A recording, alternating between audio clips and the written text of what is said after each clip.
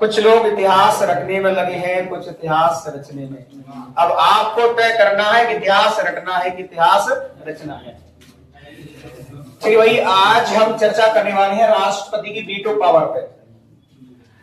राष्ट्रपति की veto power भारतीय संविधान के आर्टिकल 111 के तहत, भारतीय संविधान के आर्टिकल 111 के तहत भारत के राष्ट्रपति को 3 प्रकार की वीटो पावर प्राप्त है।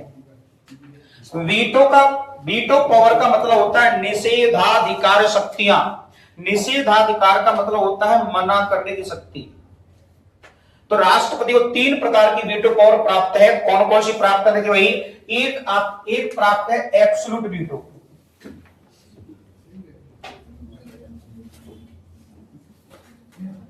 Absolute veto. इस एब्सोल्यूट वीटो के तहत राष्ट्रपति किसी विधेयक पर अपनी मंजूरी नहीं देता है। इस एब्सोल्यूट वीटो के तहत राष्ट्रपति किसी विधेयक पर अपनी मंजूरी नहीं देता है। और दूसरा आता है निलंबनकारी वीटो, या होता है सस्पेंशन वीटो।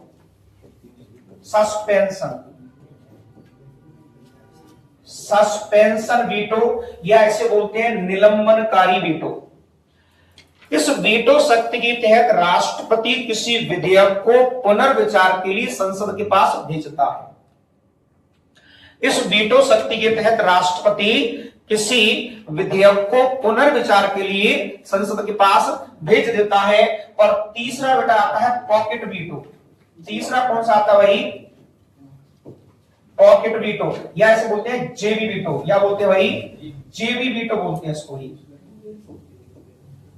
जेबी वीटो। अच्छा, होता क्या है? इस पॉकेट वीटो के तहत राष्ट्रपति न तो किसी विधेयक पर मंजूरी देता है, न इनकार करता है, और न संसद को पुनर्विचार के लिए भेजता है। या पे मनमानी करता है, उठा के अपनी जिम्मे रख लेता है तरीके में।